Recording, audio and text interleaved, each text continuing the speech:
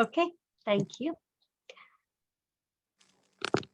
Hello, everyone. My name is Frieda Afary. I am an Iranian-American librarian, producer of Iranian Progressives in Translation, and author of Socialist Feminism, a New Approach. On behalf of the European Network in Solidarity with the People of Ukraine and its Feminist Working Group, I would like to welcome you to today's panel, a transnational feminist response to Putin's war. Before introducing our speakers, I would like to ask Catherine Samari to say a few words about the European Network in Solidarity with Ukraine and its Feminist Working Group. Catherine Samari is a feminist and ultra-globalist economist and a leading member of the Fourth International. She is the author of Yugoslavia Dismembered, which was published by Monthly Review Press in 1995. Catherine? Thank you very much, Frieda. Hello, everyone.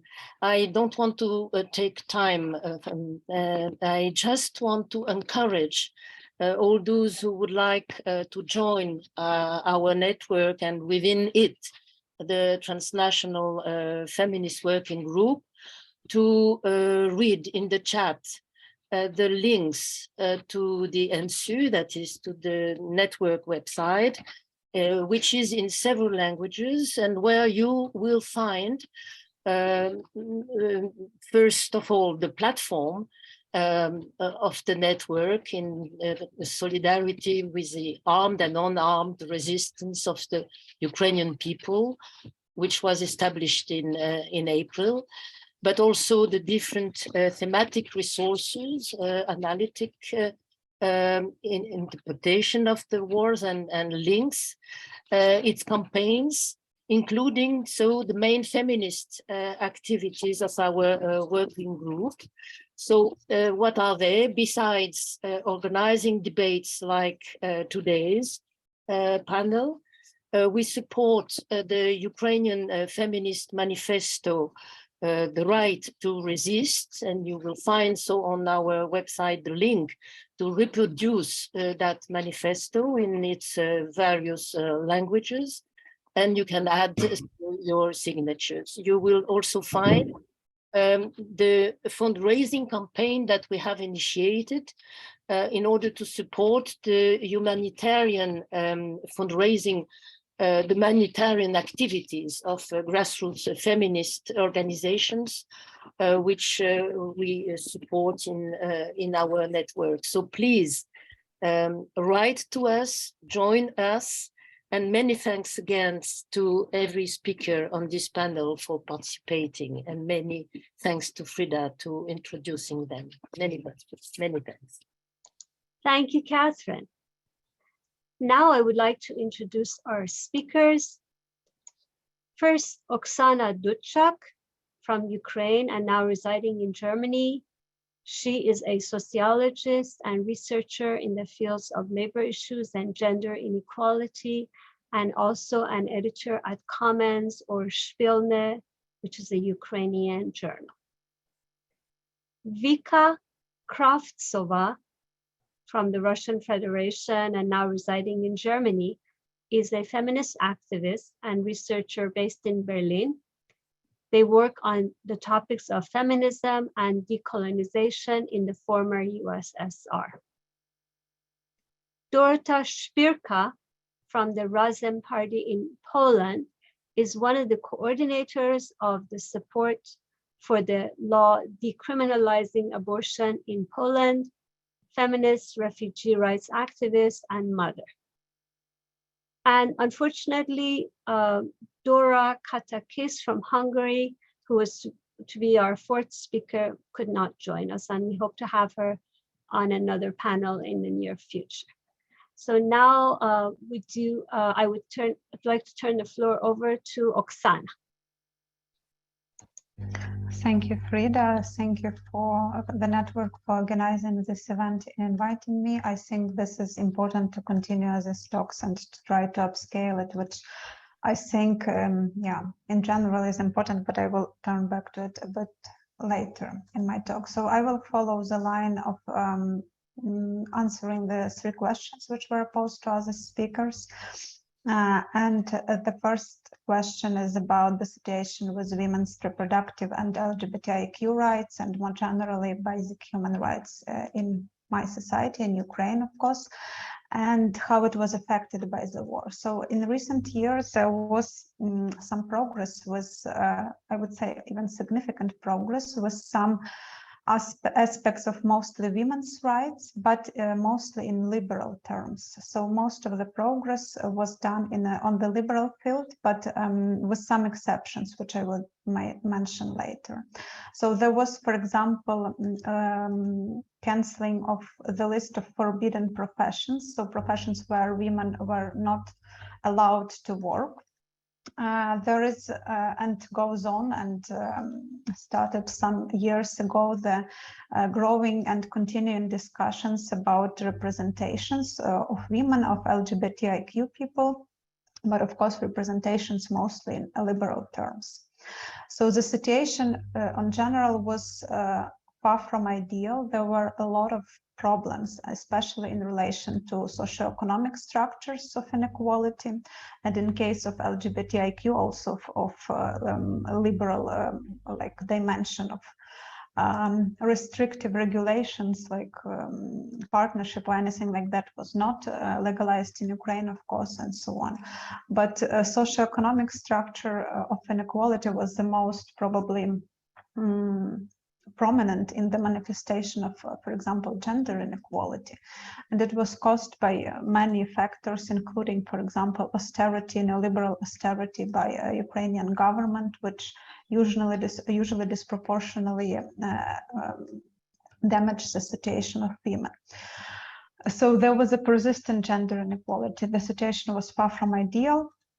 For example, and also on the level of representation, because, for example, if you will check the number of Ukrainian women presented in different levels of authorities, you see that on this level of village council, there were quite a lot of women.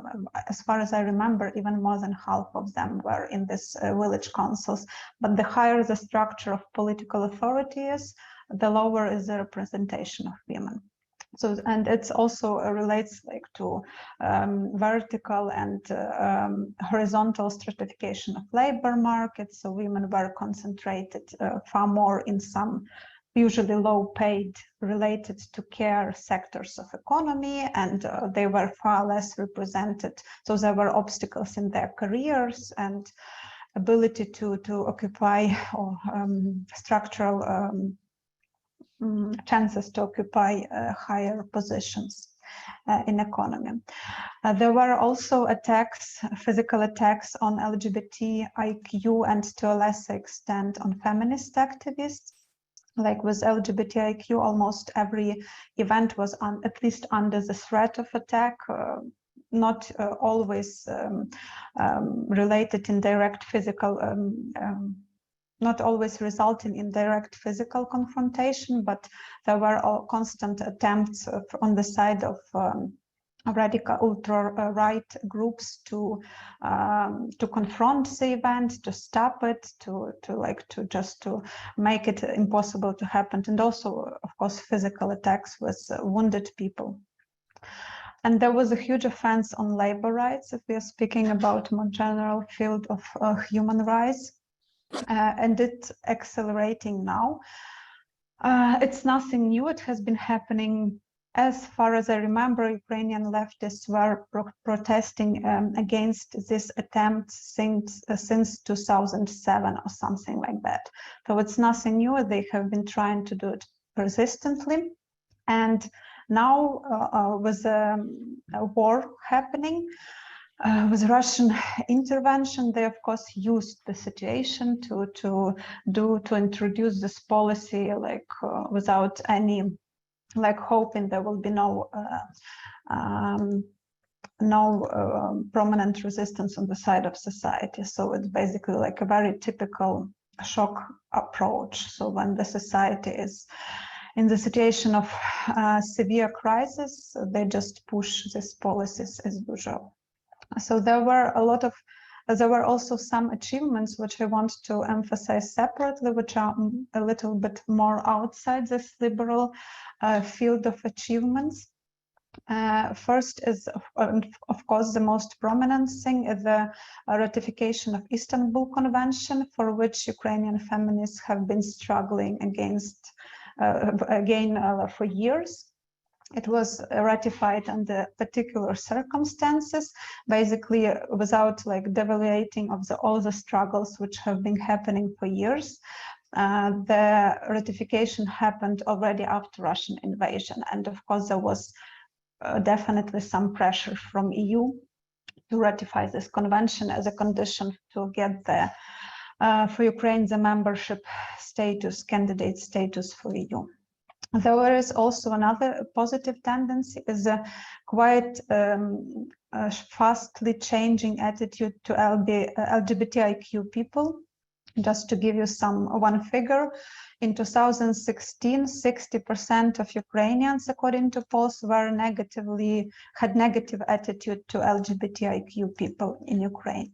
And in 2020, this percentage dropped to 38%. So it was quite dramatic, basically 20% drop of negative attitude. So there is some kind of this positive change in the perception of the society.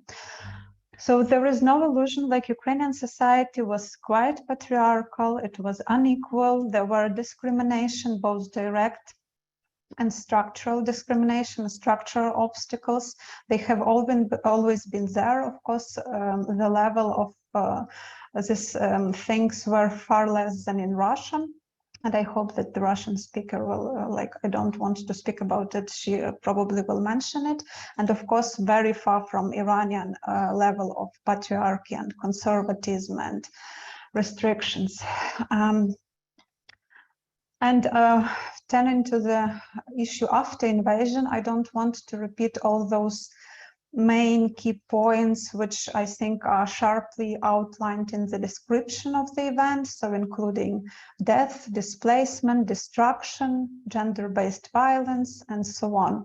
So we all know about that. I don't want to get repetitive, and of course these issues are very important, and I think unfortunately the consequences of this event we will feel it far long after the end of war.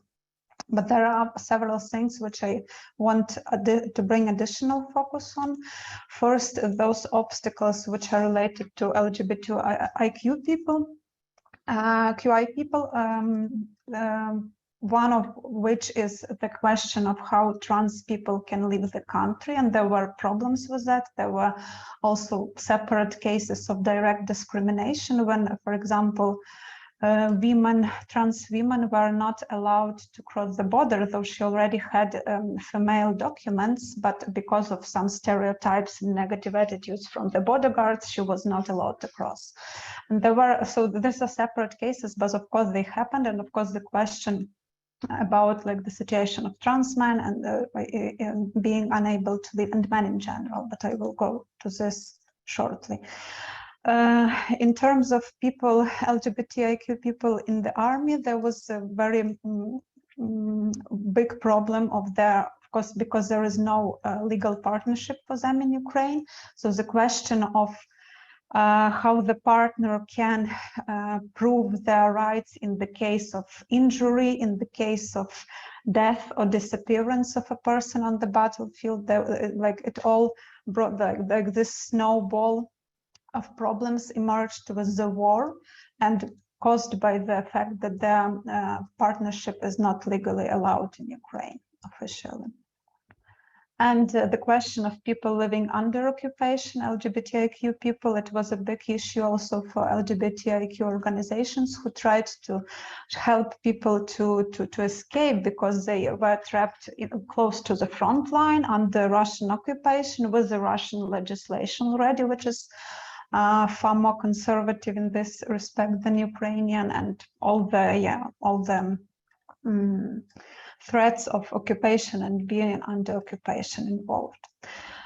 But the biggest thing which deteriorated heavily with the Russian invasion is, of course, related to the cementing of traditional roles in the society. And it was caused to a great extent by the border regime which the Ukrainian government installed. So like making this border regime where female people, like women, were allowed to live and men were not, mostly, with some exceptions, of course.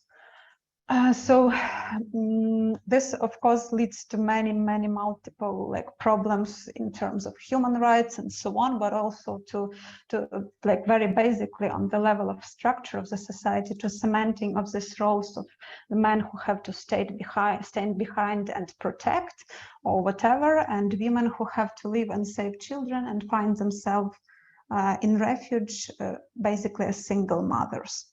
There are roles which nobody was actually prepared to, of course. And I think the results of this shift, which is partially, of course, just caused by invasion, in terms that war always emphasizes gender roles, but it was also caused by the policies of Ukrainian government. Then I will briefly speak about the interconnectedness between the violence and the rising of authoritarian or neo-fascist regimes across the region and how it backfire on women. So the meeting, like this meeting point of ultra-conservative regimes, like for example, the prominent alliance of Putin and Iranian regime, it's like the pillar of the new multipolar world we are seeing now emerging. Like last night, just last night, 24 Shahed drones were attacking Ukrainian territory to check the air defense system. And after that, there was an attack by Russian rockets. So they checked how the air defense system works, where it is located, and then the rockets fly to be less, so they have less threatened by air defense system. 11 people died today, and some power outrages happened in Ukraine as usual, as they have been happening for several last months.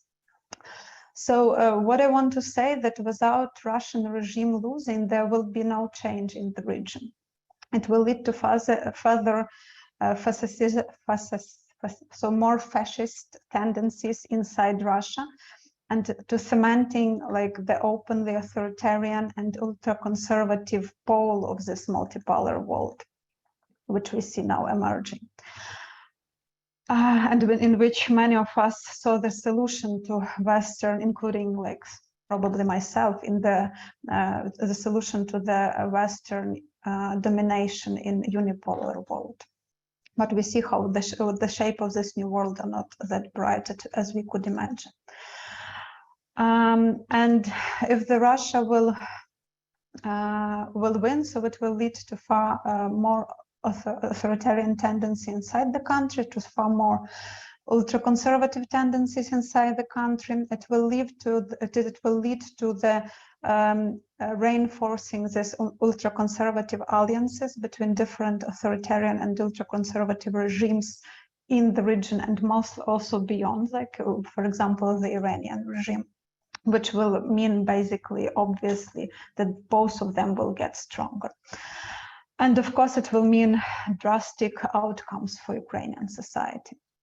And the longer the war lasts, the more like negative consequences in terms of destruction, economy, and death Ukraine will face. It will probably also mean that the deeper hole we have to dig out after the war, digging ourselves out. In any scenario, I think that after the war, we will have a lot of struggles to do in Ukraine to avoid at least the worst consequences of both shock therapy, which they will definitely try to continue. And when we are reading these documents about the post-war reconstruction, and we see like all the very neoliberal and at least liberal, but mostly neoliberal approach they're preparing for the reconstruction, with all the resulting outcomes, unfortunately. It will also mean the that we will have to do a lot of struggles against this very reinforced structures of gender roles, like of very polar gender roles, and with all the results of the post-traumatic effects of the war, which are of course enormous. And the longer the war lasts, the bigger they will be. So finally, how to organize our resistance transnationally? For me, like, it's always like the very hardest part of any question. But what I think now we have to understand that in our historical circumstances was a decades-long decline in progressive left on the global scale, without any progressive project of a scale which can step in and somehow make this multipolarity more acceptable for society, for global survival basically, and for sustainability of the global system, of human system and societies. We see that, like, on the one hand, we have the very problematic imperialist polar of the bourgeois democracy, like, which we have been, for like very grounded reasons, criticizing for a year. And on the other hand, we see this alliance between authoritarian and ultra-conservative regime. So it's obviously not, unfortunately, not that multipolar world we were imagining. And we should probably recognize that we are fighting, like struggling, doing our struggle still in this emerging world in a very reactively. So we are reacting to the processes which have been happening, just to stop them from dragging us into a total disaster. And on the one hand, and on the other hand, facing like a very extremely disturbing tendencies in progressive movement itself. Like, personally for me, like the last 2 days, I was like I was so enraged from what I was reading and hearing around me, mostly reading, because I'm not that much communicating with people live now, at least.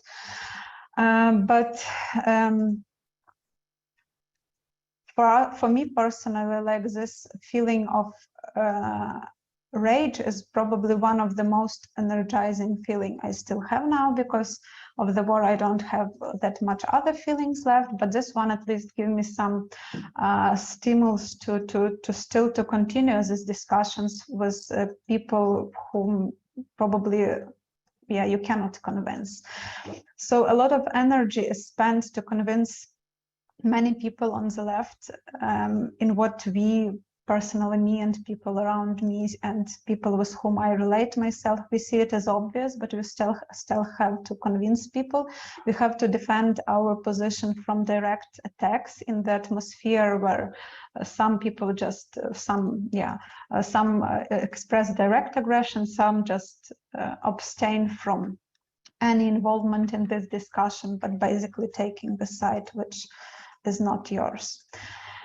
So in this environment, it is really hard to imagine what can be done, but I think what I at least try to keep myself to keep the optimism of the struggle as solidarity between minority groups, so smaller groups in the very hostile mainstream, unfortunately, which we are seeing now is probably the way to keep going. And of course, like, I think that building connections in this environment and between this group is very essential now. And as I was already telling several times, I think that it's very important what people who are a bit aside from this very intense struggles, like, for example, from what Ukrainian people are involved now, it's good that they somehow try also to connect us and to because we are sometimes so digged into our like everyday struggles, including struggle to support people who are in very dire situation. And I don't want to say struggles to survive, but for Ukrainian society it also sometimes literally means it. So I think it's very important to also to have this voice from a bit of a side, like voice of solidarity. It also kind of inspire and brings some optimism in that. That progressive left can somehow unite, and even if it's unification and solidarity and connection happen between the smaller groups, like who are kind of relate themselves to what other people, other smaller groups are doing, it's still something, because otherwise we have nothing left behind. And anyway, I think these processes and these struggles will be very hard. And there are also the hardest part of it, because if we are trying to broaden this solidarity networks between, like solidarity with Iranian struggles, solidarity with Ukrainian struggles, solidarity against different authoritarian regimes and so on, if we want to broaden this struggle, at some point we will have them very hard question of how to make a dialogue with people whose countries, societies, or people themselves or groups themselves have been under the direct victims of Western imperialism, like including like of Western imperialism, aggressive wars, and so on. I had one experience like that, trying to do this dialogue, and I would say it was not an easy experience, and I was not satisfied with it in terms.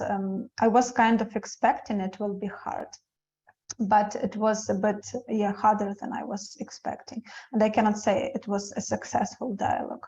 So I think there are a lot of questions we will face or facing now.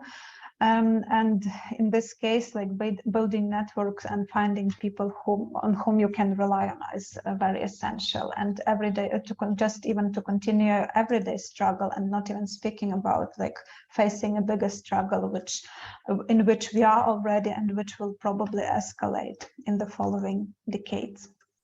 I will stop here. Thank you. Thank you so much, Oksana, for that very moving presentation. Really appreciate it. So now we go to Vica Kravtsova from the Russian Federation.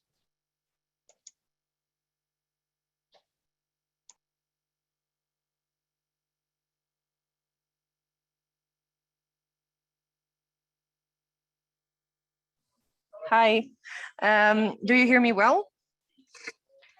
Okay, thank you. Sorry for being a bit late.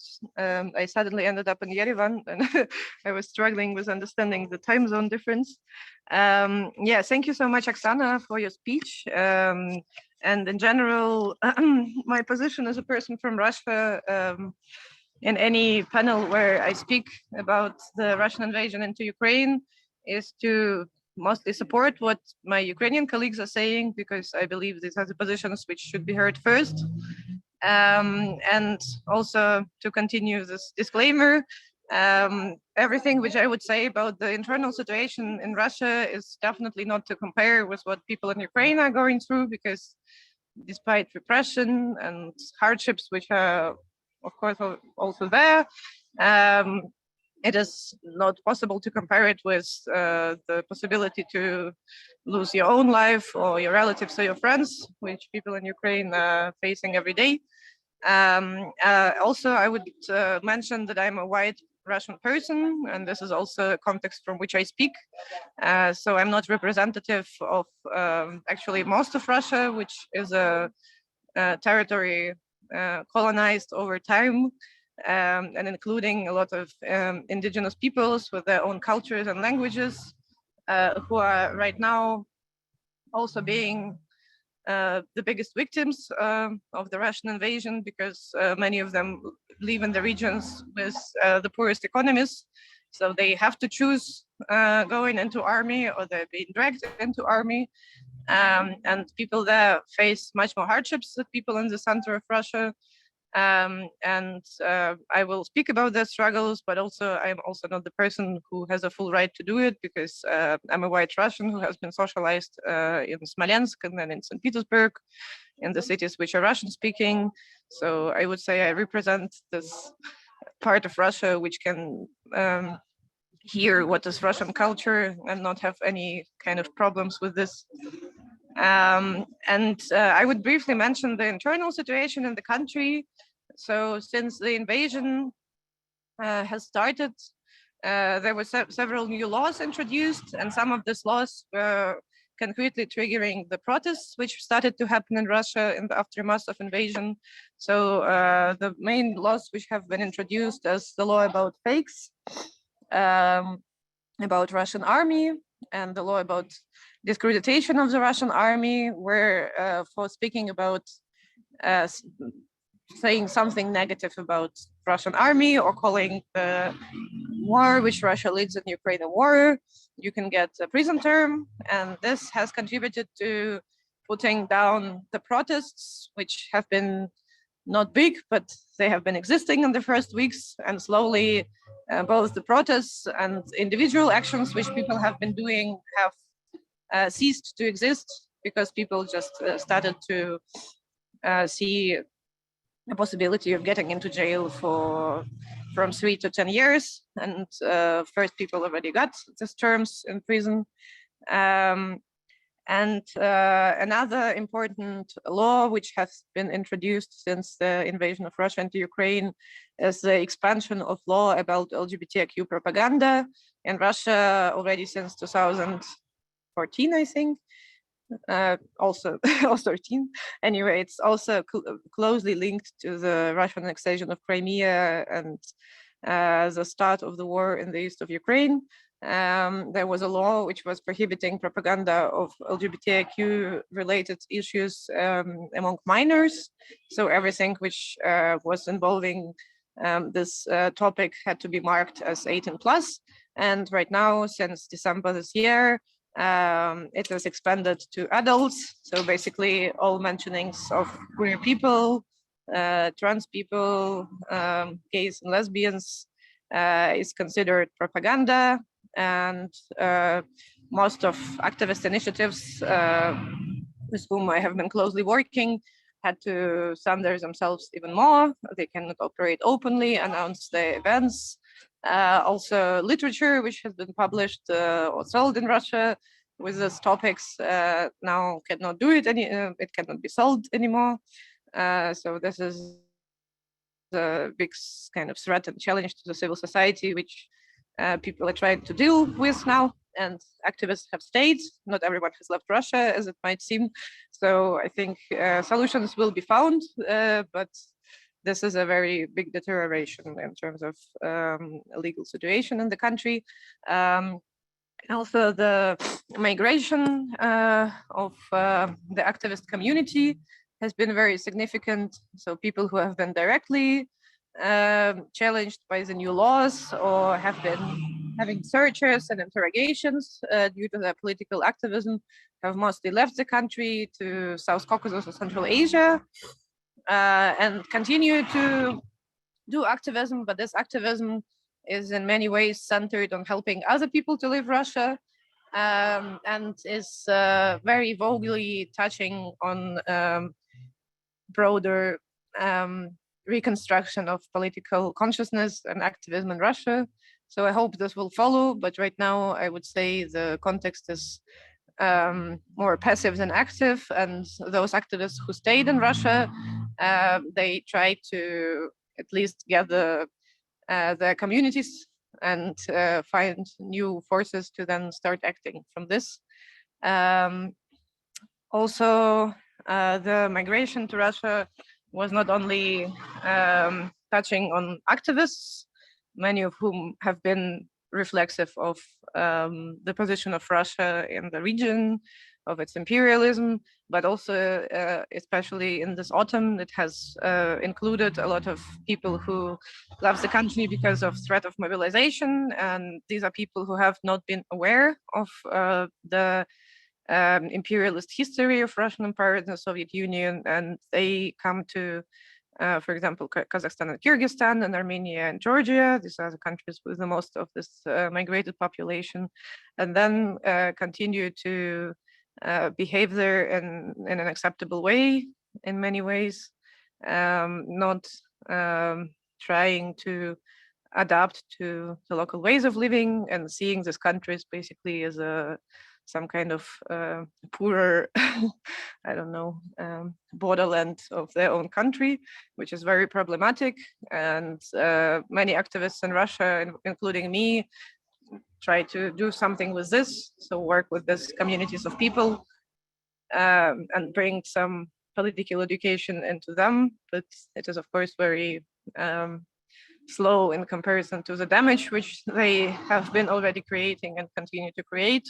For example, my colleagues from Central Asia have been telling me that the situation with freedom of speech in the local civil society has deteriorated since a lot of Russian people have come to the country because, for instance, in Kyrgyzstan, the owners of local bars and cafes have started to censor local people when they say something about Ukraine and support of Ukraine, because they believe that their potential clients, which are rather pro-government Russians who are just afraid of the army, they will not go to those bars anymore if they will see a lot of pro-Ukrainian positioned people. So they censor also locals. And this is context which we have to deal with.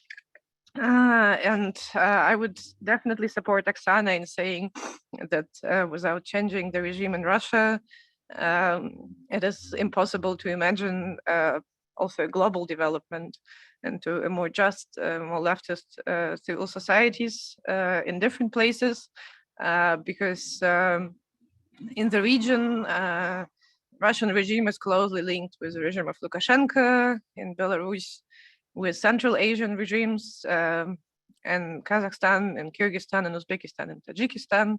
And in all these countries, it tries to influence local internal policies and censor local civil society. And even though in some countries, for example, in Kazakhstan and Kyrgyzstan and Georgia, there is a lot more power in the civil society, still there is a constant challenge of the politics, which are being largely influenced by Russia. And in such contexts as, for example, Armenia or Belarus, where it is very hard to voice yourself freely because in Belarus of the repression in the society, and in Armenia because of the very complicated context of the constant threat of Azerbaijani invasion, there you would feel that the society is generally very lost because this kind of omnipresent oppression is not giving you any potential to actually do any activism which is leading anywhere. And because of this, the civil society in Russia, the part of it to which I kind of see myself as belonging, is trying to invest a lot of force into persuading people that it's very necessary to support armed forces of Ukraine now and to support Ukrainian defenders who are defending Ukraine, but also Ukrainian army who is pushing back and taking back Ukrainian territories which have been annexed by Russia or occupied by Russia. I also, as a person based in Germany, do it in relation to German left, which in the first months after the invasion has been very strong in the pacifist position and no donations to weapons. But now it has been shifting slowly. And I think right now, especially what we saw with Germany sending now Leopard tanks to Ukraine, it has been changing, and it is necessary to still continue this activism and donate and also agitate for armed support of Ukraine. But also it's crucial to say that it's a very strange way of politically positioning yourself as an activist when you just put all your hopes onto Ukrainian army to actually do the work which people inside of Russia have to do. But also, especially as a person not living in Russia for 5 years, it's very hard for me to imagine how exactly the internal transformation of Russia could be done from within right now. But what I try to do, and many of my friends, is to channel resources into activist groups which are in different colonized parts of Russia, and deal with local activists and see what kind of needs they have and try to support them in this, because I believe that the transformation of Russia should not come from the center. It should not come from the now in exile liberal communities of people in Russian opposition who try to sometimes position themselves as government in exile, but this government, for me at least, is absolutely not representative. And we try to wait and support for this shifts and transformations in Russia to happen from the so-called Russian peripheries, basically from almost the entire mass of the country where not Russians are living, but different indigenous groups who right now develop their own ideas of how they want to see their future. For some it is being independent, for some it is being within some kind of federation, but with, of course, more self-determination and more power to decide how they want to do their politics.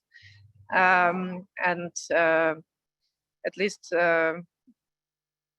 in this, I have some kind of hope, even though most likely this is a thing which is further in time than, I hope, the victory of Ukraine and the regaining of the territory of Ukraine, which was taken by Russia in 2014.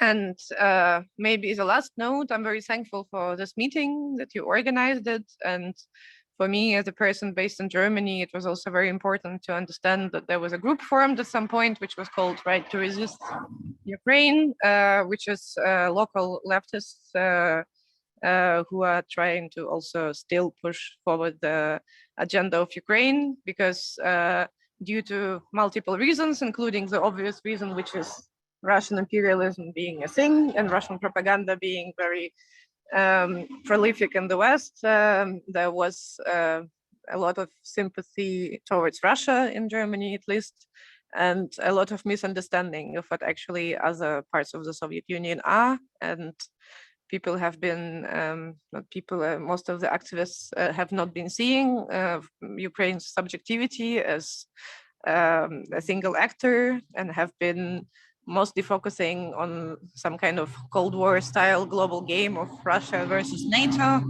and then basically objectifying the struggle of Ukrainians. And at least in this, I would say, small group of activists in Germany, it is a different stance. And my hope, and also what I invest time in being in Germany, is to more and more change this position and represent all countries of the former USSR as single actors with their own needs, subjectivities, and also the ones which have to be counted with. And Russia will be one of them. And I hope this Russia will diminish in size to be something which is actually representative of Russians, of like me, white Slavic people. I don't know, because this is also a certain problem and perception that many, when they speak of Russia, imagine someone like me, even though most of Russia is actually people who would be defined as people of color in the English-speaking context, I think. Yeah, so I think I would stop here and I would answer questions if you have some. Sorry if it was a bit over the place and taking on different aspects. But yeah, I'm ready to answer questions. Thank you so much, Vica. It was a really powerful presentation. It's great to have you as part of this panel. As we said in the beginning, we're going to have all the speakers speak first, and then afterward, we're going to open the floor for questions. So I'm going to ask the next speaker to start, Dorota Spyrka from the Razem Party in Poland. Dorota? Oui, bonjour, je vais me permettre de me prononcer en français. Je vous remercie d'abord pour cette invitation. Et c'est un plaisir de pouvoir me prononcer après les personnes représentant l'Ukraine et la Russie pour avoir le contexte ici justement. C'est comme Vica l'a dit, je suis tout à fait d'accord que c'est vraiment incomparable à la situation de l'Ukraine, même si ici en Pologne aussi, on a du mal à lutter contre le conservatisme et le fondamentalisme qui s'épanouit. Donc, pour commencer, je vais parler de la situation concernant l'IVG, l'interruption volontaire de la grossesse. Alors, en 1993, on a introduit une loi concernant l'IVG qui était déjà une des plus restrictives en Europe. Pourtant, elle fonctionnait, elle donnait le droit à l'IVG seulement en 3 cas, mais elle le donnait quand même. Elle était appelée compromis concernant l'avortement. Pourtant, ce compromis, on se disait après, c'était un compromis en réalité uniquement entre la droite et l'extrême droite, entre la droite et l'Église, en fait. Parce que les droits à l'avortement, on avait le droit à l'avortement uniquement en cas de viol, en cas de grossesse difficile qui risquait la vie d'une femme, la vie ou la santé d'une femme, de la femme, de la mère, et en cas de déformation grave du fœtus. Et en 2020, pourtant, cette loi déjà très restrictive a été encore plus aggravée, disons. Il y a eu le tribunal constitutionnel qui s'est prononcé sur la loi et qui nous a refusé les droits à l'avortement en cas de déformation du fœtus. Ça veut dire qu'on allait avoir les droits à l'IVG uniquement en cas de viol ou en cas des risques de mort ou de risques graves pour la santé de la femme.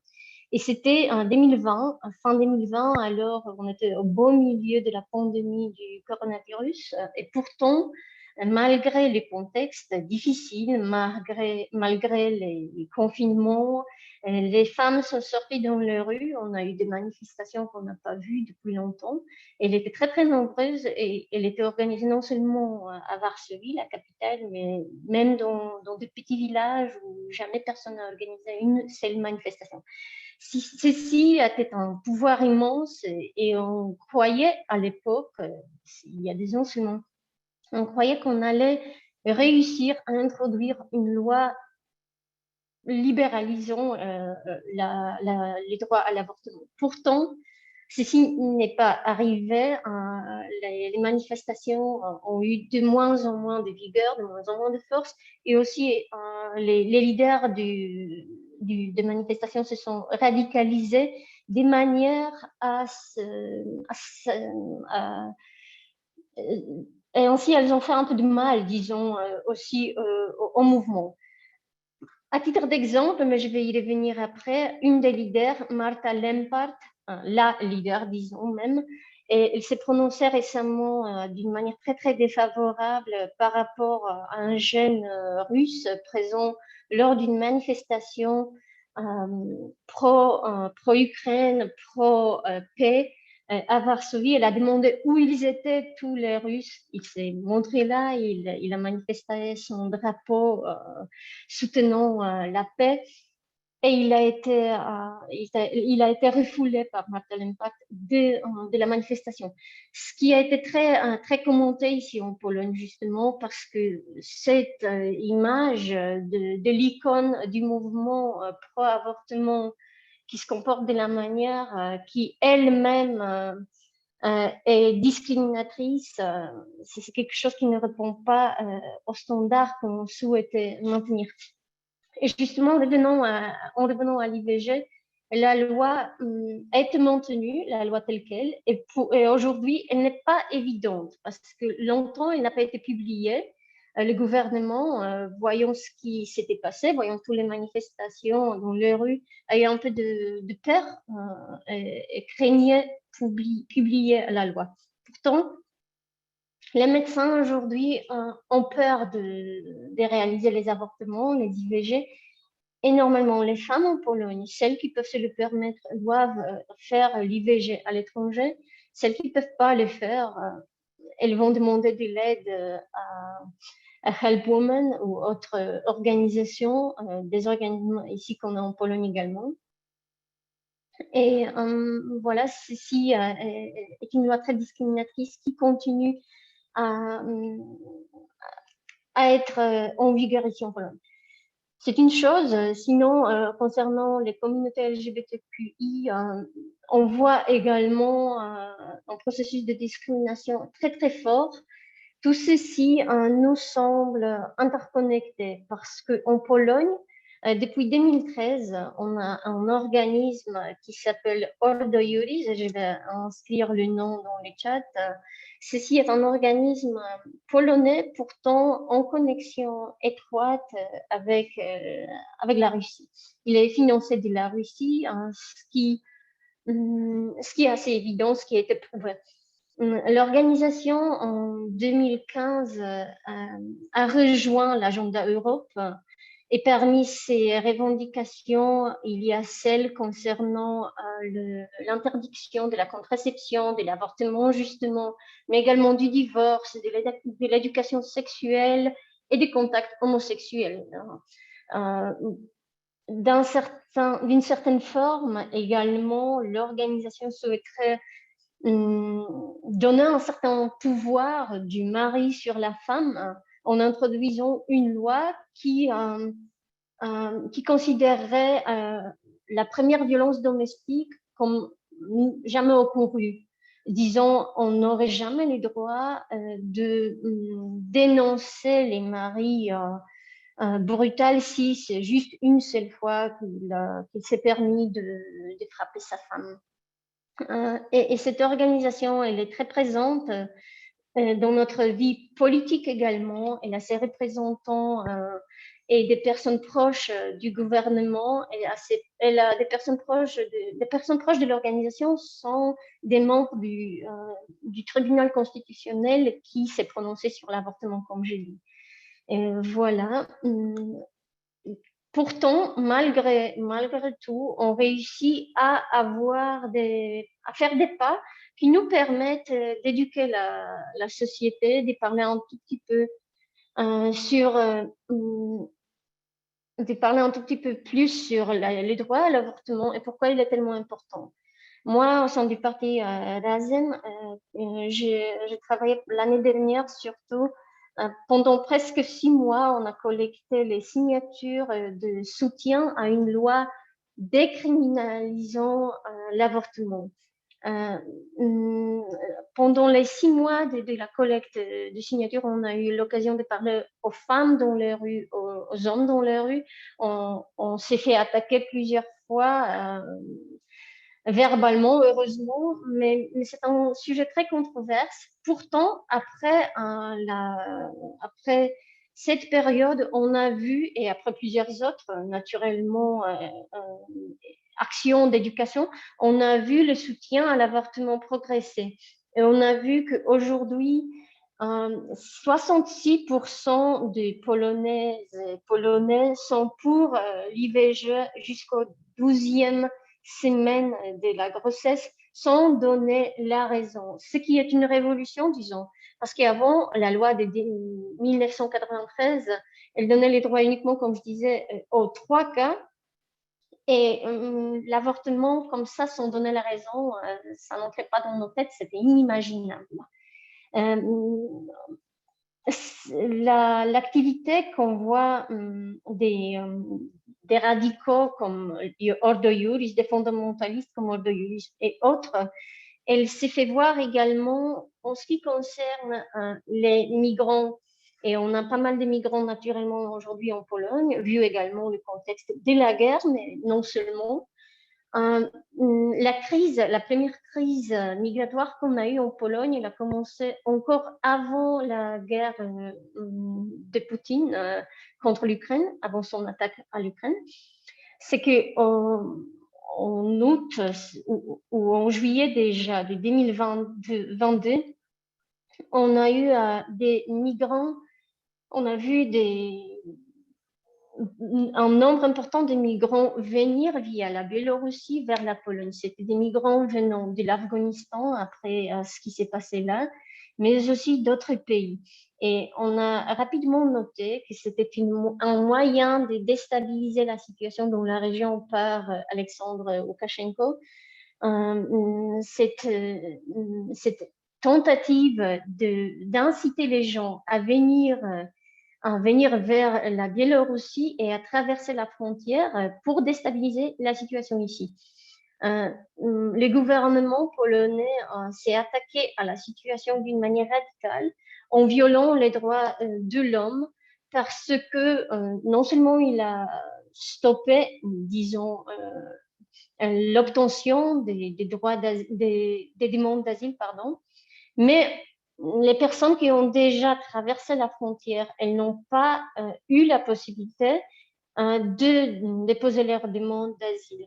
Elles traînaient et elles continuent à traîner, certaines dans les forêts qui sont là à la frontière, dans des conditions inhumaines.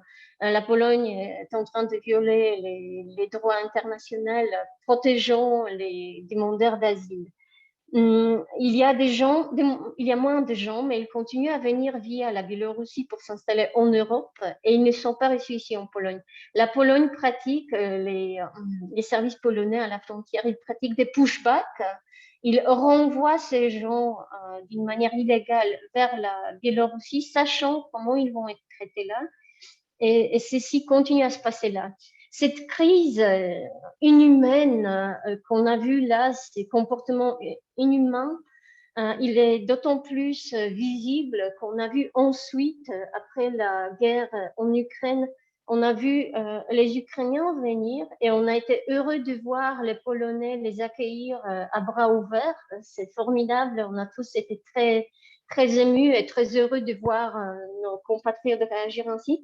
Pourtant, le contraste entre la réception des gens venant des pays non européens et entre la réception des gens venant de l'Ukraine, mais qui étaient blancs, était énorme.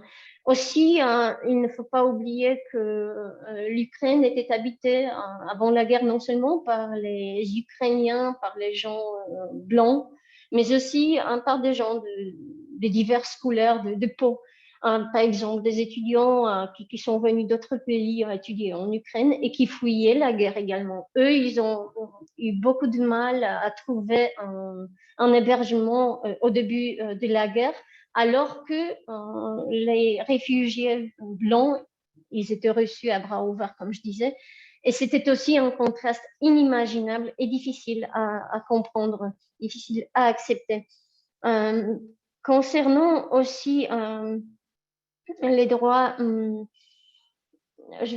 excusez-moi, concernant ici cette radicalisation, je crois que, en fait, c'est ça l'influence la plus importante de la Russie, de la guerre de la Russie sur notre situation en région. Et cette influence, elle a commencé beaucoup plus tôt, pas au moment du début de la guerre, pas il y a un an.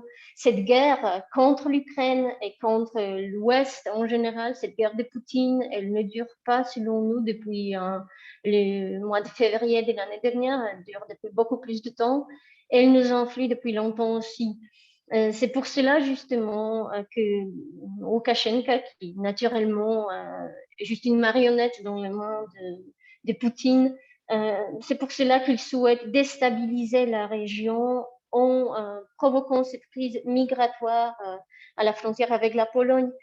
On voit que cette influence est énorme et que seulement la solidarité peut nous aider, le respect de la loi quand même, et l'éducation aussi. L'exemple de la leader du mouvement pro-droit à l'IVG, de Marta Lempart, dont je parlais, qui s'est prononcée de cette manière radicale et extrême aux citoyens russes présents lors de la manifestation ici à Varsovie. Cet exemple nous montre que ce qu'il nous faut combattre, surtout aujourd'hui, c'est le radicalisme. Il ne faut pas que le mouvement pro-droit à l'avortement ou le mouvement pro-droit de l'homme en général soit représenté par les gens pareils, parce que non seulement à l'échelle internationale, mais aussi au niveau local, polonais ici. Ces mouvements ne vont jamais avoir de support s'ils vont être représentés par ce type de personnes-là.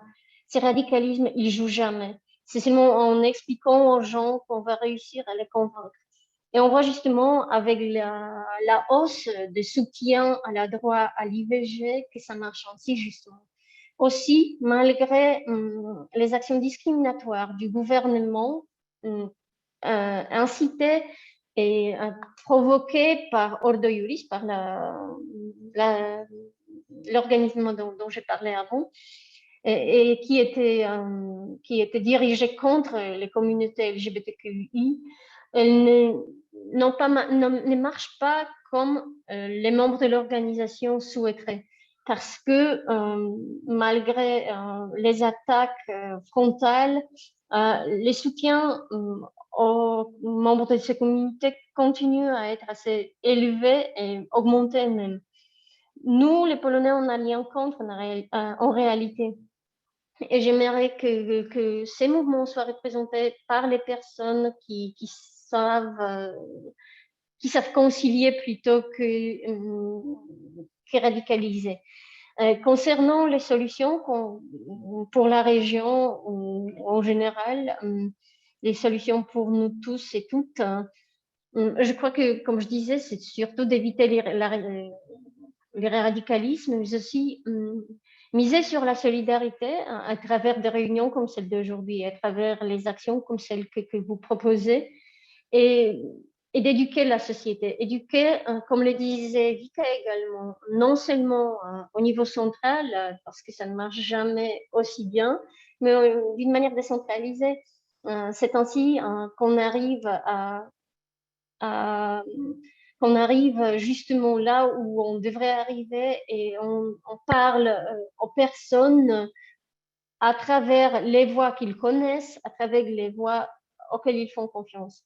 Voilà, je crois que c'est tout. Si j'ai oublié quelque chose, je suis sûre que si vous avez des questions, cela va me venir. Je vous remercie encore une fois.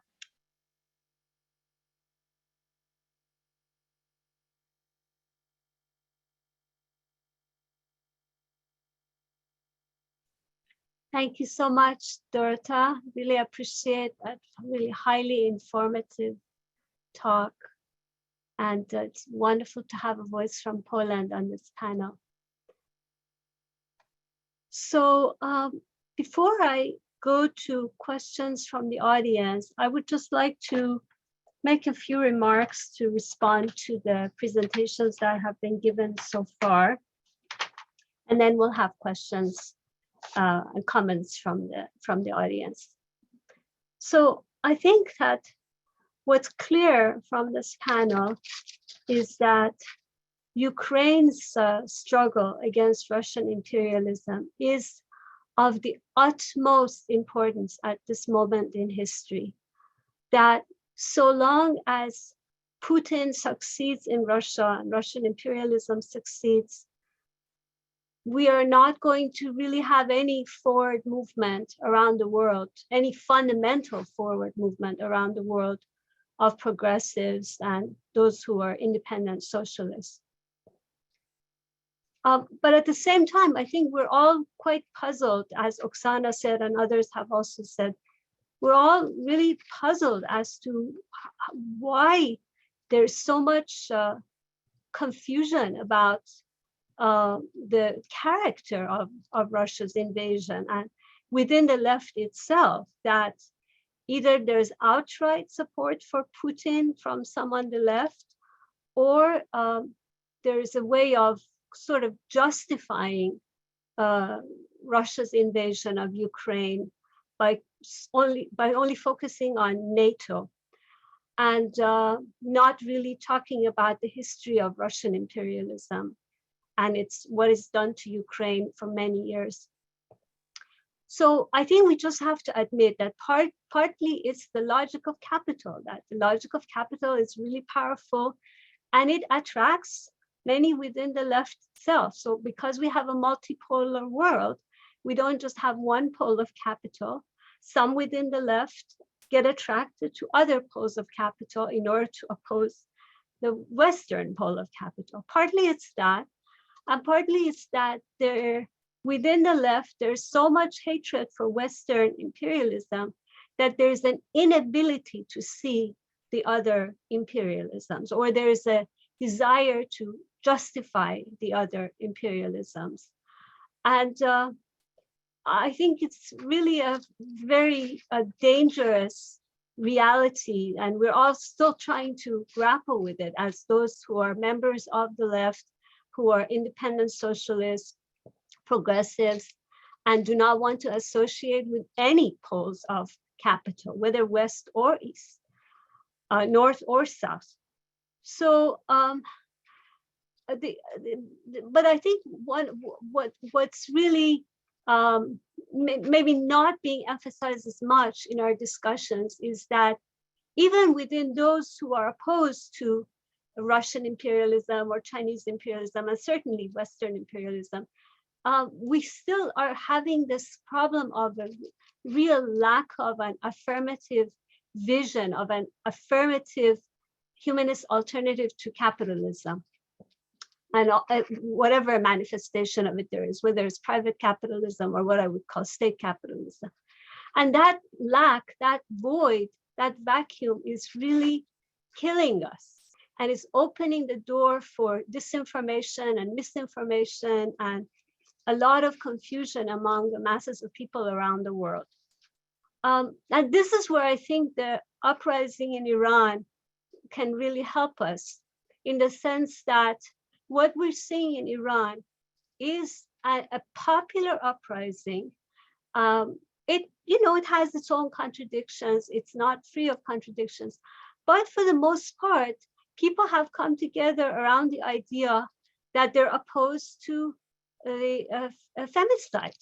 They're opposed to the exploitation, at least the oppression of women in that very open sense of police and state violence, killing women for not wearing the hijab or the proper hijab in an Islamic fundamentalist, under an Islamic fundamentalist regime.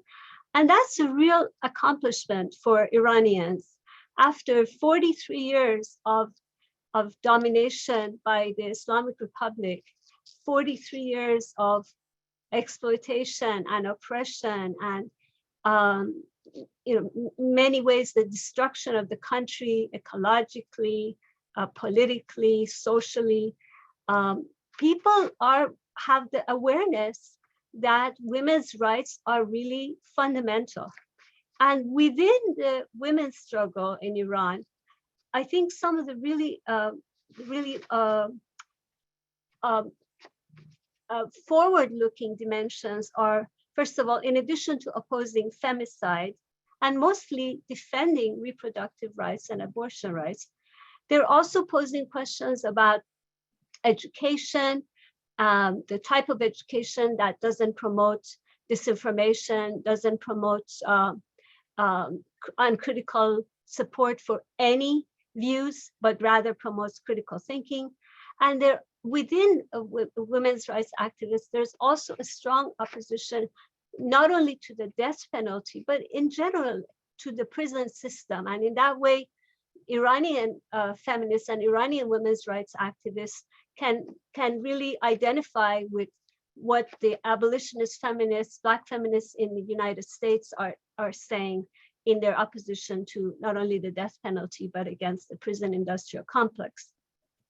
So I think these are really positive, affirmative aspects of the struggle that we can build on, that we can learn from the Iranian struggle in this respect. And at the same time, what Iranians tell us is that when you accept the lies of a government that under the name of opposition to US imperialism exploits its own people for 40 some years, this is what happens to you. You end up with a completely destroyed society, authoritarianism, totalitarianism. And so they're giving us a message. So back to the questions posed by the panel, we cannot get anywhere without really developing an affirmative alternative. And we cannot get anywhere without solidarity with Ukraine.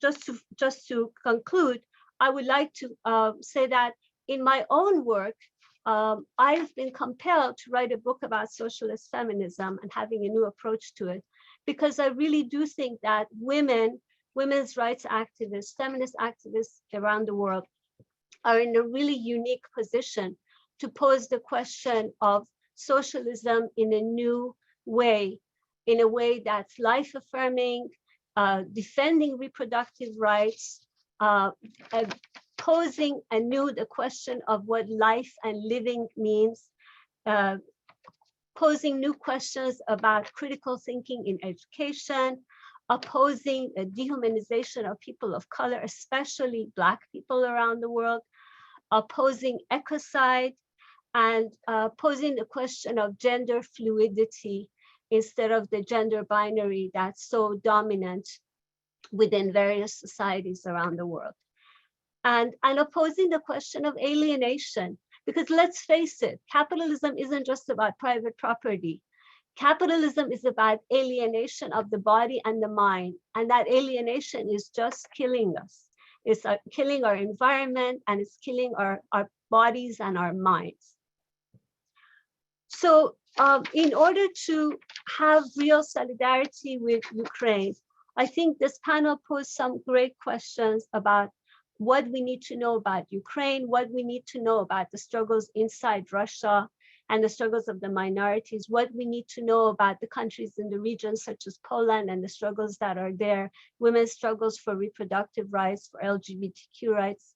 We need to build on those struggles, and we need to, I think, also be clear that when UNSU, the European Network for Solidarity with Ukraine, talks about support for armed and unarmed resistance in Ukraine, that has nothing to do with us being militaristic in any way.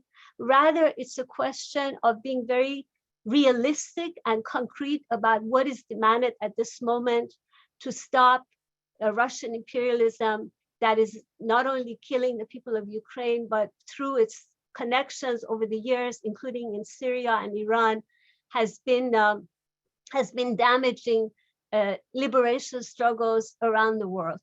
And just as I think the majority of the left supported the Kurdish struggle against ISIS and didn't have any problem with the Kurds getting arms from NATO or anywhere to fight ISIS, then I think that we should see Ukraine the same way. And I simply cannot understand this double standard when it comes to the Ukrainians, and somehow that does not apply at all to the Kurds. So thank you so much for all the wonderful, powerful, and insightful comments that the panelists gave us. And now I would like to open the floor for questions, comments from the audience. Okay, so let's see what questions we have. One more.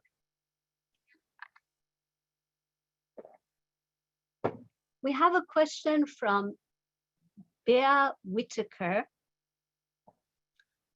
Do panelists know anything about how refugee Ukrainian women and self-exiled Russian women are organizing in other countries?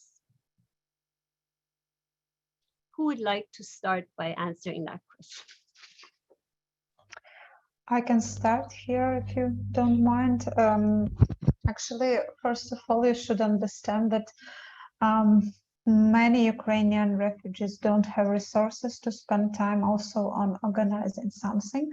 But of course, in every country, in every settlement with some significant amount of Ukrainians arriving, there is something happening. It also very much depends on the country, because, for example, in Poland, there was already quite a big diaspora of Ukrainians, most of them being labor migrants coming to Poland. And so there were already organizations, associations, or centers were around which they were, or church very often around which they were related. And so naturally kind of newcomers were also involved into orbit of those organizations and communities and networks. But in some countries where there were not that much Ukrainians, like I can speak on the example of Germany, especially like not Berlin, but outside like Berlin or Munich, in a smaller settlement, there were not that big Ukrainian diaspora. And though, of course, they were trying also to organize something, but I think here the general tendency was that the most networking happened around those infrastructures which were already in place because they were organized around previous waves of refugees coming to Germany, like from Syria, for example, and from other countries. So in 2015 and around later and a bit earlier. So there was already infrastructure of helping refugees, and so they were these structures were actively involved. But at some point, of course, like those refugees who had more resources also started to do something. Yeah, where the diaspora existed, it also was involved. I personally was, though researching, like I was interested in the experience of how women, a lot of them was children, how they were managing their everyday like life and life of their children in a situation where they ended up being basically single mothers, often without anybody to support. And there is a lot of self-organization happening on the level of smaller networks between these refugees themselves, but it's mostly related like just to struggling with everyday survival or having some person who can secure you in case you got sick or something unexpected happened. So this is not this kind of very political network, but this thing also happens, which is a very common thing in our societies of gender inequalities. Like even back in Ukraine, like there were always these small networks of women who were usually women who were supporting each other in their reproductive labor and child and care labor. So it all existed, and it also happens here. And these smaller networks, they sometimes are also related to this bigger cost-oriented networks and organizations, either organized by Ukrainian diaspora, if it exists and is active in a country or city or town, or organized by some local or more local people who support refugees in various ways. So that's how the situation is with Ukrainian refugees now.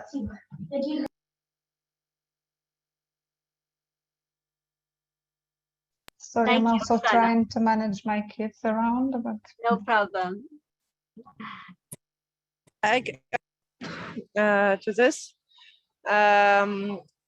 Thank you for mentioning Germany. And in Berlin, the context before the full-scale invasion was that there were diasporic organizations, but they were rather small and not super visible. They were mostly visible to their own communities. And after the invasion, they have assembled into like a big headquarters. And one new organization has been formed shortly before, which is called Vica. Right now, Vica is the most active in terms of organizing demonstrations and public actions. But there is also like a consolidated diasporic Ukrainian movement now in Berlin, which is doing a lot of actions. And also in other cities in Germany, there are also initiatives by Ukrainians. And they're mostly now trying to change the context of the society and what people think about, for example, weapon support, and other people from post-Soviet diasporas, like we try to just join their actions. And there is also what I mentioned, this like German lab group, Right to Resist, which is trying to also now unify people with different agendas against imperialisms. And for example, on 25th, we try to organize a demonstration which will involve Ukrainian activists, but also activists from Iran, Afghanistan, Kurdistan, Russian leftists, and then do a consolidated action, which will be speaking about Ukraine, but also from different positions. And we organized a demonstration on the 19th of January, which was a rather small one, but which was like a try to do something together. And what was nice that we had, for example, a Kurdish activist speaking in the end, who was mentioning for example, the connections between Iranian and Russian regimes in terms of buying drones which are bombing Ukraine, but then also mentioning the Russian invasion into, like, the Russian participation in Syria and how it's still closely linked to Erdogan's imperialism in the region. And then we spoke together about democratic confederalism and the Kurdish women's movement as kind of one of the ways to get inspiration from. And this, I think, was very inspiring, because there was a moment when we also spoke about what actually we can think about, what can unite us in terms of a positive program, not only what we're against, but also what we all look for. And this is, I think, a very good tendency, which is in the Berlin activist community, at least. And in terms of organizations of activists from Russia, Feminist Anti-War Resistance is a very big initiative, which also for some things is criticized also internally within the Russian activist community. But I would still consider this like an important actor to mention, because it is a decentralized network, which was at first called together by certain activists who are now mostly themselves in exile, but then different groups in different cities have been formed, and they're all very diverse, and it always depends on who is inside of them, what kind of agenda they have. But at least the ones I personally know is the one in Paris and the one in Berlin. There you have nice leftist feminist activists with a decolonial position. And I think it is kind of a way to mobilize for activists from Russia right now, that they can find, for example, the representation on social media, and then kind of find where to look for support if you want to, for example, organize something in the city or be helpful. Yeah, so this is, like, I think the most kind of important initiative when it comes to not only refugees, but also people like me who have been living in the region, outside of the region for some time in the West, but still have a connection to the region and activism in Russia. Thank you, Vica. Any other responses to that question? Okay. I hope that the engineer for our program, Adam, helps me find the other questions, because I see so many items in the chat, but I see something in French from Marie-Thérèse. Is that a question? But I don't speak French.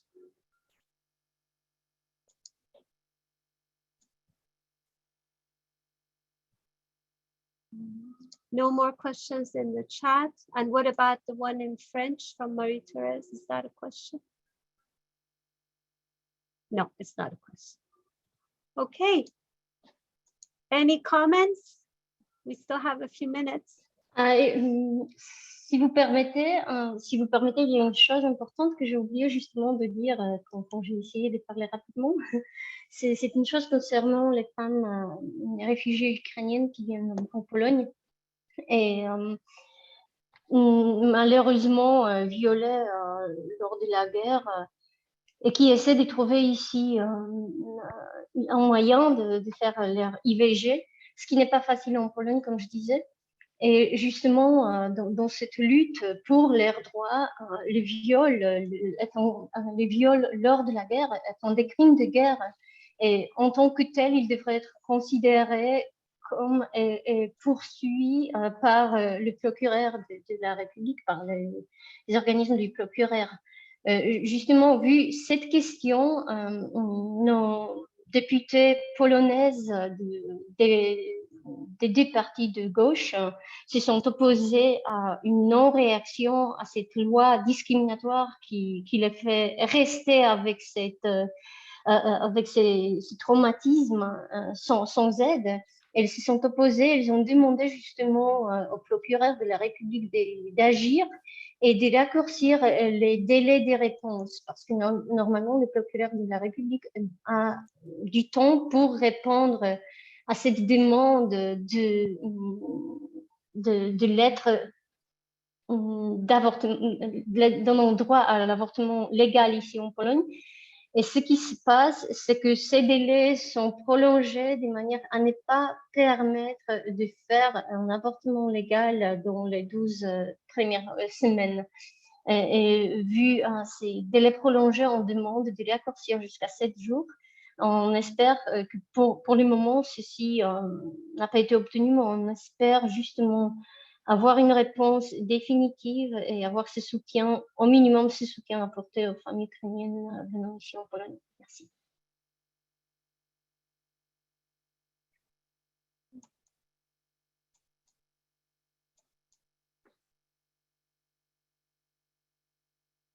Thank you, Dorota. Anything else that you would like to say?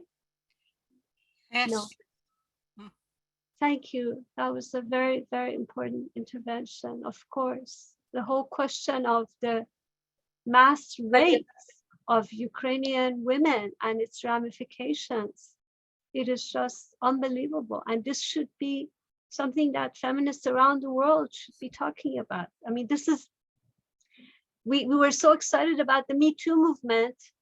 This is the opportunity for the Me Too movement to have a global conversation. The mass rapes in Ukraine. It's not just about individual women, it's about these masses of women who are getting raped. Thank you, Dorota.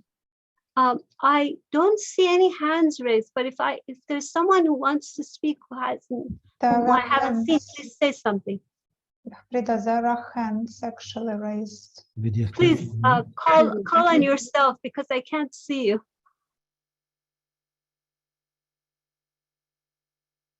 Okay, Zimon. Okay, maybe I'll just. Sonia. Zimon. Yeah, I will start with an apology because I think a man shouldn't be the one who's going to speak at the feminist panel as the one.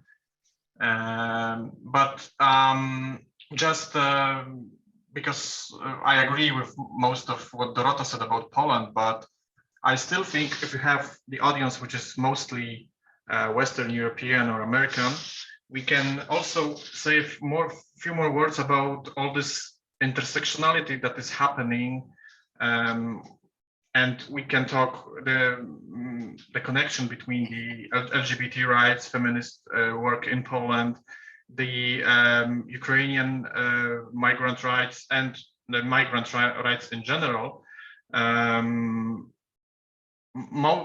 Dorota said quite a lot about that. I actually wanted to mention, because she didn't say it in the first speech, the fact that this movement for abortion and the fact that we have a big group of women refugees, Ukrainian refugees coming to Poland, is actually intersectional, because Ukrainian women come from the country where abortion is completely legal to a country which is barely legal for just a small amount of situations. But there is also the fact that some of you might not know, but for example, the feminist Manifa, which is a 8th of March demonstration, but also the Parad Równości, the Equality Parade, which is a pride demonstration, Poland LGBT rights pride, are the biggest, actually every year they're the biggest demonstration in our country. And since we have a big Ukrainian refugee diaspora now, they are co-organized by Ukrainians. Like this year's Pride was co-organized by Kyiv Pride in Warsaw. There is also all the situation with the sex work and this dimension of the migrants and Ukrainian and people of Ukrainian background in this. There is the situation that Dorota mentioned on the border, the Belarusian Ukrainian border, but also the Ukrainian organizations like the Union of Ukrainians in Poland and the Ukrainian House in Przemyśl came in support of the migrants on the Polish-Belarusian border, which some of you might never heard of. And this intersectionality is happening all the time and all around, and like we have many examples, and I don't think even one meeting would be enough to just mention Poland, and the same is happening in Hungary, in Slovakia, and Moldova, Romania, all the countries which are hosting most of the refugee Ukrainian population. That's all. Thank you, Simon. Really appreciate that. Then we have Sissy, Sonia, and Adam Weissman. Sissy? Good evening. I'm very happy to be in this meeting with very important militants, feminists, and also male friends, and to learn so much from this meeting. I would like to give you some good. First of all, I must say something about abortion in Poland. The problem is that many of the women who come from Ukraine to Poland have not reported rape, both because the situation is very, very complex in Ukraine and also for psychological reasons. This is why we ask, and we signed a document saying we ask for the Ukrainian women to have access to abortion independently of whether they have reported rape or not, because reporting rape in the course of becoming a refugee is not easy at all. So the second thing, the good news I would like to say that there was a meeting, a collaboration between Ukrainian community and Iranian community here in Athens. And we had a public meeting, not very massive, nevertheless, where we went to the Iranian embassy and the Russian embassy. And this is a very good combination of people who are in revolt against imperialism of different kinds, either theocratic imperialism or like the Russian imperialism. The other thing I wanted to say is that there is a big confusion in the left, in some parts of the left, about the question of Ukraine and the need for resistance against the Russian imperialism, because we have been here in Greece, and not only, so much the victims of American imperialism and the Western imperialism that it does not cross the mind of some of the left people that we should fight against Russian imperialism without, of course, letting out of critique the Western imperialism. That cannot cross the minds. I must say that it is hopeful and that the Communist Party of Greece, which was so much tied to the Soviet Union and all that, they have changed attitude recently, and they do analyze the rise of the Russian imperialism, and of course they are against the aggression of Russia against Ukraine. So there is a lot of confusion, but also there is a lot of discussion. And we hope that soon the left, all the left people, or the majority, if you like, of the left, will understand that fighting for independence, for self-determination, for one nation, which is called Ukraine, and it has a government which we don't like. Nevertheless, if we let it go, if we let this aggression without any opposition, even verbal, much more actions, that means that we should go forward to a war of all against all. It is a very sad,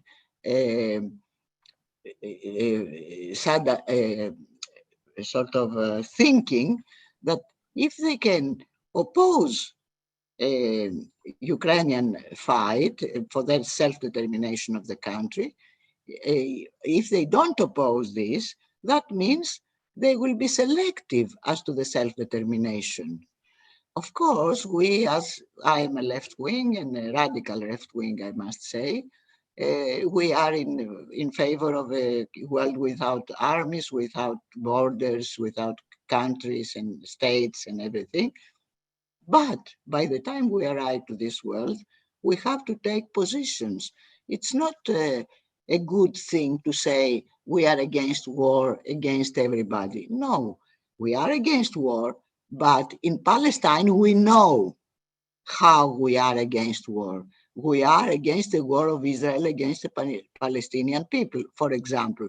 And there are other occasions like the war of Erdogan against the Kurdish people, and the war of the British imperialism against the Irish people. And it is very good that in Ireland they took the decision the Sinn Féin took the decision in their conference that they are very much against the Russian invasion, and they demand the Russian troops out. So the final good news, not news for us, but anyway for you, is that in Greece we had 2 feminist public meetings, like demonstrations against the war, against the Russian invasion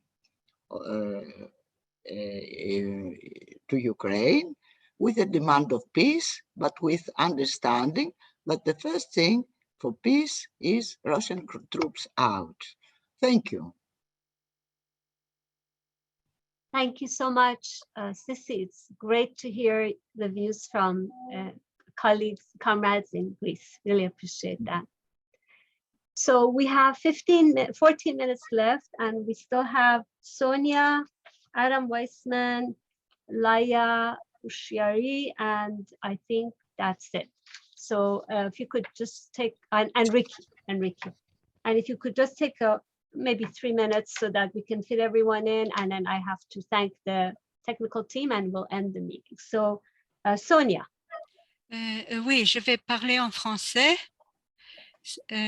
Alors, je vais vous dire, dimanche passé, et c'est vrai, le 22 janvier, j'ai fait une très bonne et enrichissante expérience, effectivement, Sissi en a déjà parlé. J'ai participé à cette manifestation des femmes ukrainiennes, biélorusses et iraniennes qui ont protesté ensemble devant les ambassades d'Iran et de Russie à Athènes. Et cette manifestation me pousse aujourd'hui à me poser et aussi à vous poser la question suivante. Pourquoi ne pas essayer de faire la même chose au plus grand, quelque part, pas très loin de l'Ukraine, avec mot d'ordre central, non à la guerre de Poutine et oui à la résistance du peuple ukrainien. Je sais d'avance qu'une telle manifestation internationale et internationaliste n'est pas chose facile à organiser. C'est une chose, mais il y a une autre chose que je voudrais dire, que personne, force est de constater que l'opinion publique, les citoyens européens sont totalement absents et inaudibles dans cette guerre.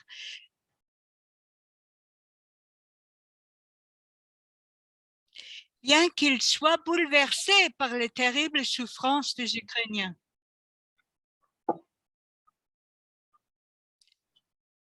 et aussi profondément choquée par la barbarie de Poutine. Pourquoi? Mais parce que personne ne leur donne l'occasion de manifester leurs sentiments. Ce qui équivaut non seulement à les condamner à la passivité, mais aussi à priver les peuples ukrainiens et les progressistes de toute l'Europe d'un grand soutien.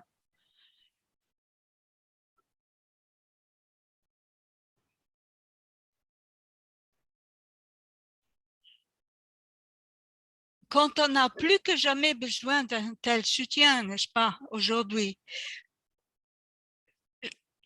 Je crois que c'est aux premières intéressées, aux femmes et aux féministes ukrainiennes, mais aussi biélorusses et russes, de prendre l'initiative de contacter partout en Europe tous ceux et celles qui pourraient être intéressés par l'organisation d'une telle manifestation. Je dis prendre contact et évidemment pas organiser.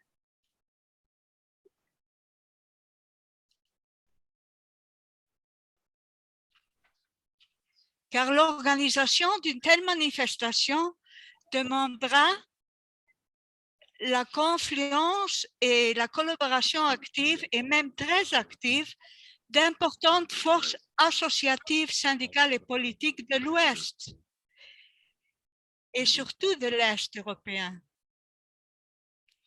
Évidemment, il serait formidable si des Iraniens pourraient même symboliquement participer à la préparation de cette manifestation, co-signant les appels. Alors, que pensez-vous de cette idée? Pourquoi ne pas commencer à tâter le terrain dans la perspective d'une grande manifestation contre la guerre de Poutine et en solidarité avec la résistance des Ukrainiens, par exemple à Varsovie, au mois de mai peut-être, quand, selon toutes les prévisions, la guerre aura éteint, et on le sait, tout le monde se prépare à la grande offensive, et beaucoup de choses peuvent être vraiment au premier étage, dans les masses médias et tout le monde peut se concentrer comme sujet principal dans toute l'Europe. Et je crois aussi que si les mobilisations en France vainquent, il peut aussi établir un rapport de force meilleur en Europe.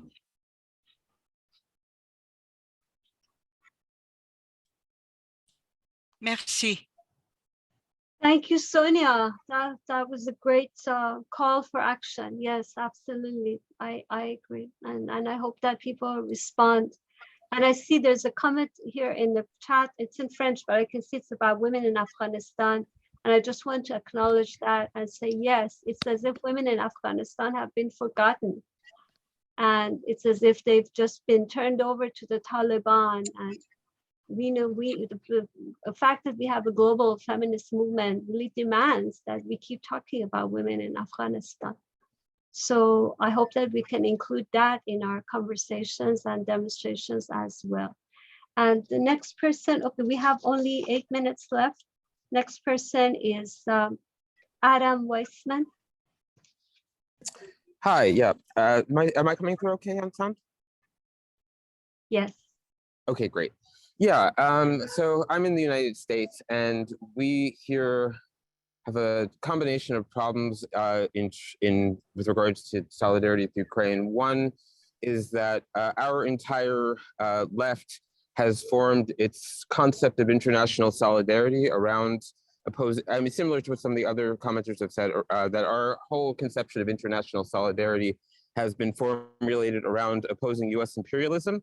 And it seems like much of the US left can't envision another framework for solidarity. And that has made the US left enormously vulnerable to a barrage of pro-Kremlin, pro-imperialist propaganda, really targeting just about every segment of the left. And one of the most troubling examples of this is the Medea Benjamin of the group Code Pink Women for Peace has been effectively laundering Kremlin talking points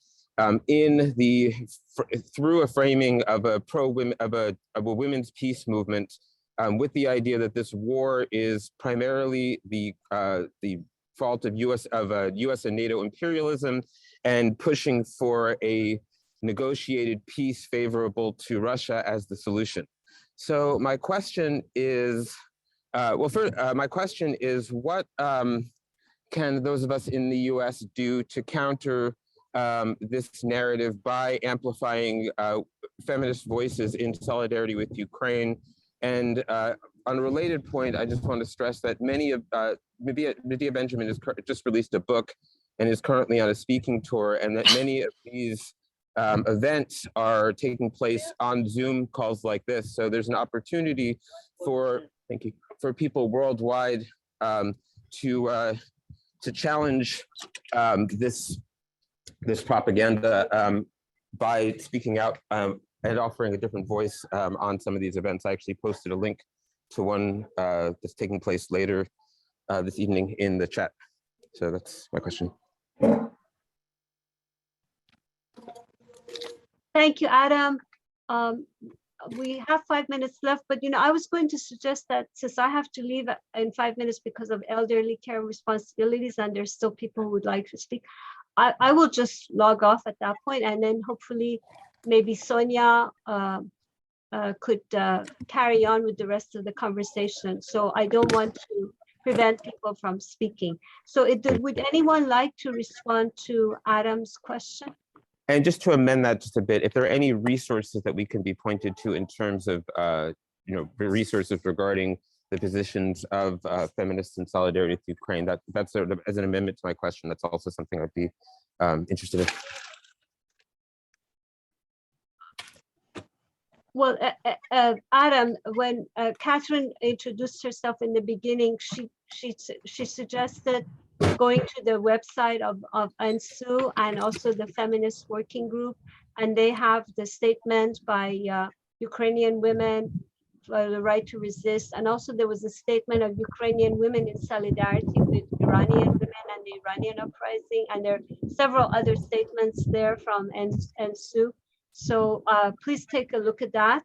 And that's ENSU, E-N-S-U-E? ENSU, ENSU. European Network in Solidarity with Ukraine. Excellent, thank you.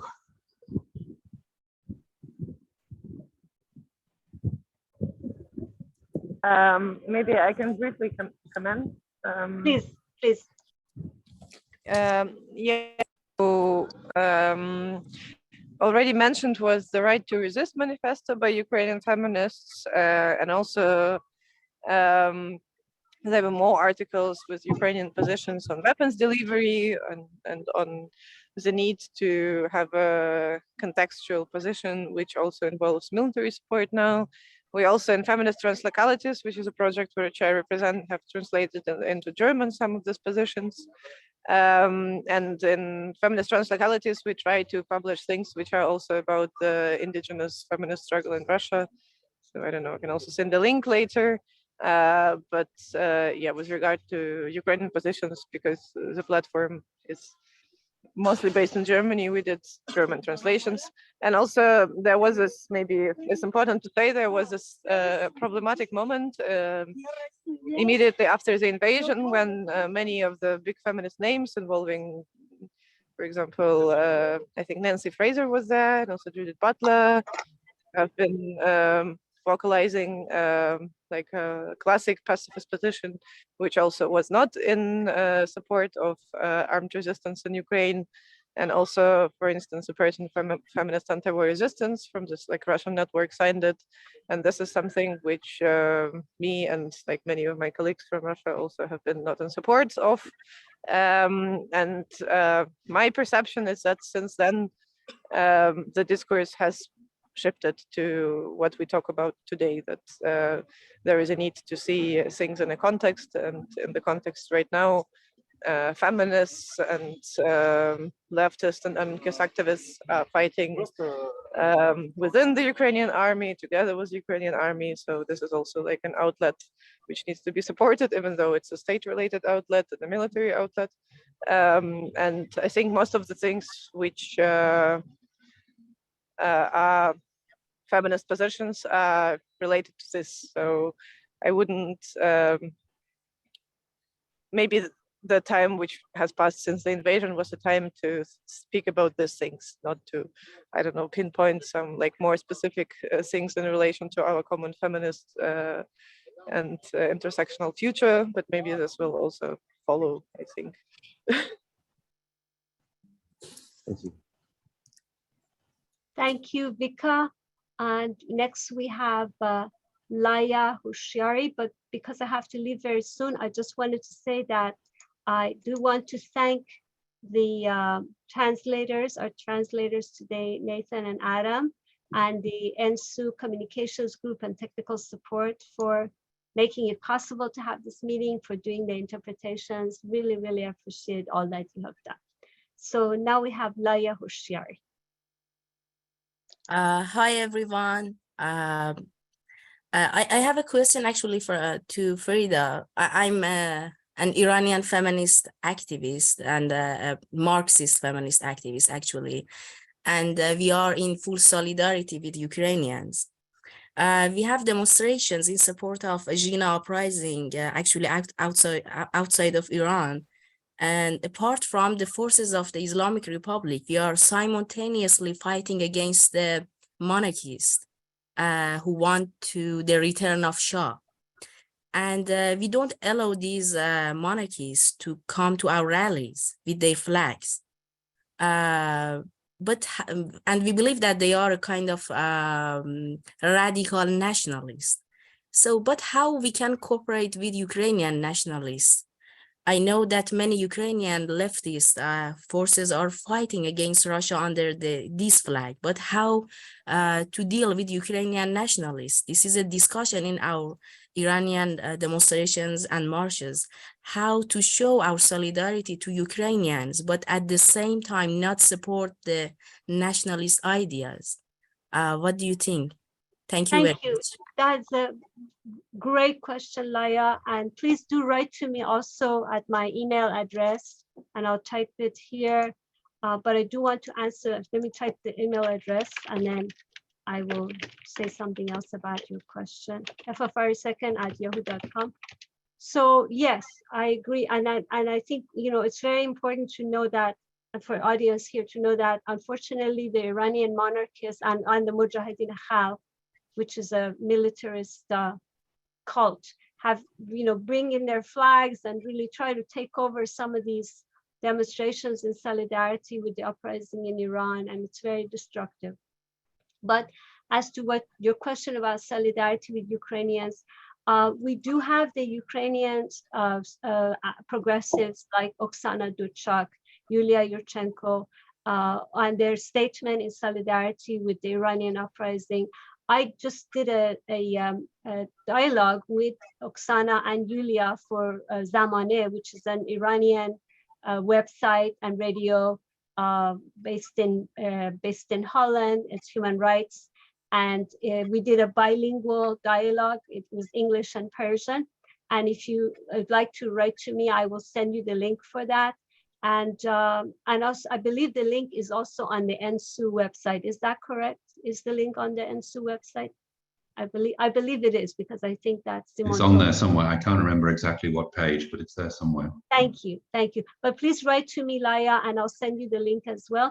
And so that was an effort to show how we can engage in solidarity with progressive and feminist voices in Ukraine, because certainly in Ukraine too, they have their extremist nationalists, and you know, some of them are definitely not progressive. And so, but there are so many Ukrainians who are progressive and who would like to be in solidarity with Iranian progressives. So thank you for your question. Now I'm going to say goodbye. The next person in line to speak is Ricky, and I look forward to hearing Ricky's comments when I listen to the audio tape. And thanks everyone for this wonderful, wonderful panel. Take care. Thank you, Frieda. Thank you so much for organizing. Okay. Unfortunately, I also have to leave because I have childcare obligations. So Okay. thank you. I was glad to be here and yeah, to feel all the to hear all the thoughts, and I think it's important to talk and continue this talking. Thank you. Exactly on that, I wanted to say also something. I will be very short, and I'm sorry that so many have left already, but I would like us to reflect on what can be the next step of this wonderful meeting. We came together for the first time, and we know that we are all threatened by the same forces, but the war in Ukraine has showed us more specifically how connected all these misogynist, far-right forces are all over the world, and that we have to organize also in this way. And I would also like to pick up the important idea of Frieda that we should also work out a positive response, a humanist, feminist response to all this. And I think that there are some very important points, both in the manifesto of the Ukrainian women and of the second manifesto of the Russian fast, which we can work on to work out a common response, and also to see if we can move on to some action. So I would like to us to think if we can organize a follow-up meeting if with hopefully also more women from the region around Ukraine and from Ukraine itself. So for example, if each of our speakers and the woman from Hungary who was not there today can bring each 3 more women from their countries, that would be great. Maybe we can meet again in 1 month or in 2 months and to see how we can progress from here. That's it all.